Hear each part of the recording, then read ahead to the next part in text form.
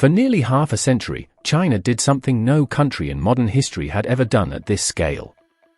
It grew relentlessly, year after year.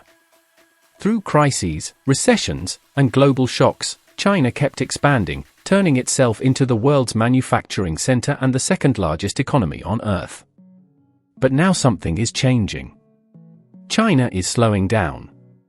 And history shows that a long, drawn-out slowdown can be far more damaging than a dramatic crisis. Crashes force change. Slowdowns quietly drain strength, year after year, without ever triggering a reset. China's economic rise was built on speed.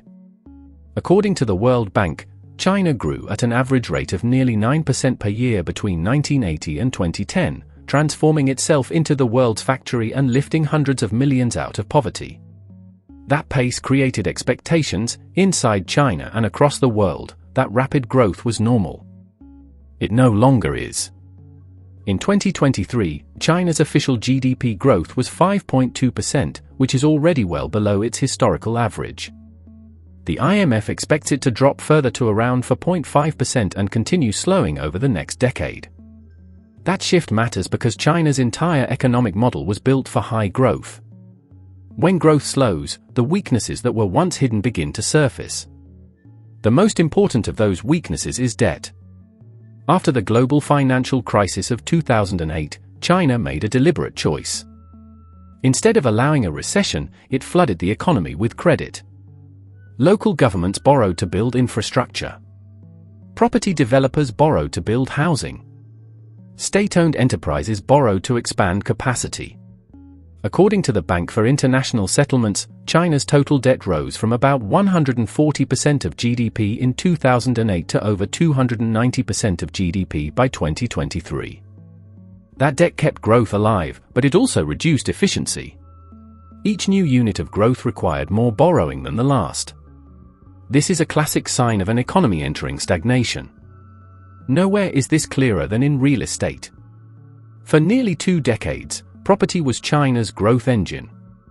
According to estimates by the IMF and China's National Bureau of Statistics, real estate and related sectors accounted for 25 to 30% of GDP at their peak.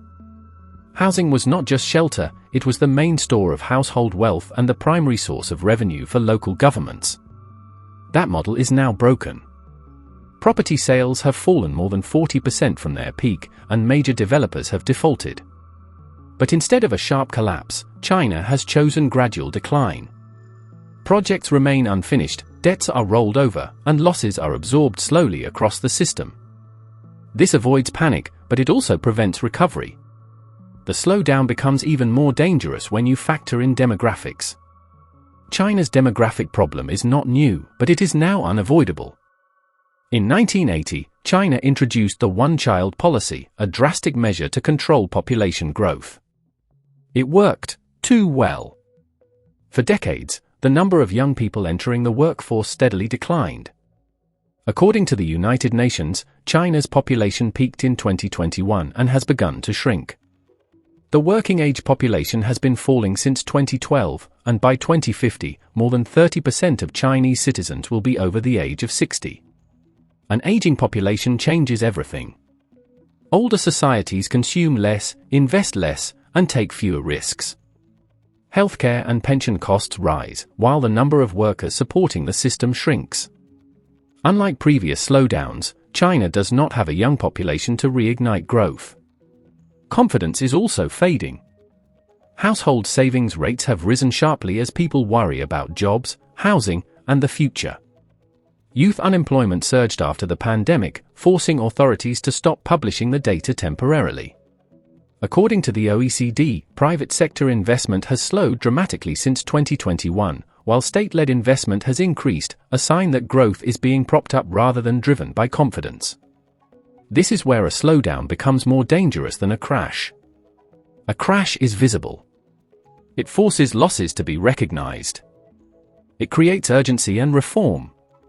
A slowdown does the opposite. It encourages delay. Debt is extended instead of resolved. Capital stays trapped in unproductive sectors. Productivity weakens quietly. Innovation slows. The economy keeps moving, but with less energy each year. Japan experienced this after its property bubble burst in the early 1990s.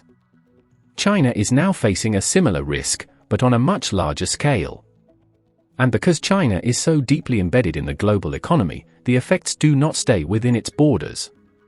China accounts for over 30% of global manufacturing output, according to the World Bank, and is the largest trading partner for more than 120 countries.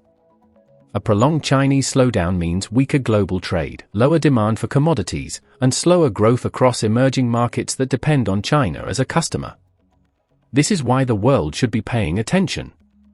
Not because China is about to collapse, but because it is entering a long phase of adjustment without the tools it once relied on. Crashes shock economies into change. Slowdowns quietly reshape them.